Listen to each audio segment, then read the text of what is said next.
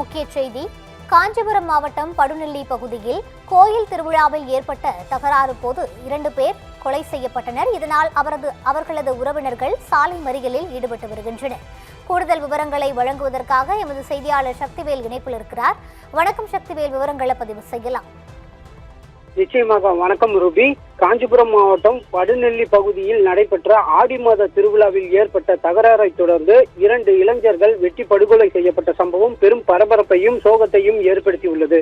படுநெல்லி பகுதியில் நேற்று இரவு ஆடி மாத திருவிழா நடைபெற்றது. அப்போது மதுபோதையில் இருந்த சிலர் ரேடியோவில் சினிமா பாடல்களை ஒளிபரப்பி தொடர்பாக வாக்குவாதத்தில் ஈடுபட்டதாக கூறப்படுகிறது. இதை அடுத்து பாதுகாப்பு பணியில் இருந்த போலீசார் மதுபோதையில் இருந்த சிலரை அங்கிருந்து அப்புறப்படுத்தினர்.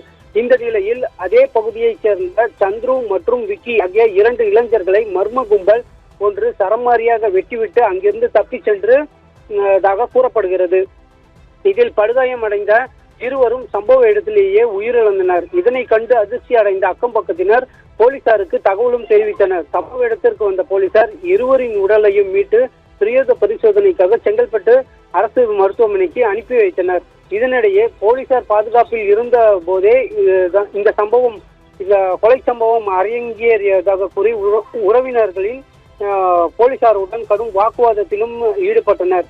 மேலும் போலீசாரின் அலட்சியமே இந்த சம்பவத்திற்கான காரணம் எனவும் குற்றம் சாட்டினர். இதனைத் தொடர்ந்து உயிரிழந்த 2 இளைஞர்களின் உறவினர்கள் 20க்கும் மேற்பட்டோர் காஞ்சிபுரத்தில் இருந்து திருப்பதி செல்லும் மாநில நெடுஞ்சாலையில் திடீரென சாலை மறியலிலும் ஈடுபட்டனர். உயிரிழந்தவர்களுக்கு உரிய நிதி வழங்க வேண்டும் என்றும் கொலை சம்பவத்தில் தொடர்புடைய அனைவரையும் உடனடியாக கைது செய்ய வேண்டும் எனவும் வலியுறுத்தினர்.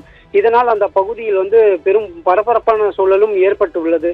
இதனிடையே இருவரையும் வெட்டி படுகொலை செய்துவிட்டு தப்பி ஓடிய மர்ம கும்பலை போலீசார் பிடிக்க தனிப்படையும் அமைத்து தேடி வருகின்றனர் குற்றவாளிகளை. ரூபி,